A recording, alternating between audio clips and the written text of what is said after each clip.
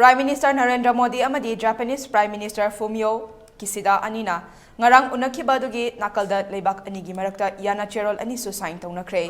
Yana cherol ani aduda Japan language chawkhat hanbada mateng pinaba haina yanakiba memorandum adubu amuk renewal tauba amade Mumbai Ahmedabad ki ayangba railway project paikhatnaba jikagi khothangdagi yen billion chahum loan oina India da thajaba sida senfam sing exchange taunabani.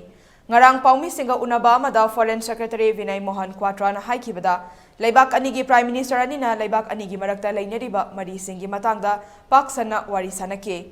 Japan gi Prime Minister Kishida thamlakiba wafam amada yaningba fongdokladuna leibak anina mathang chahi asibu youth exchange ki chahi ni haina lauthokpada yanake.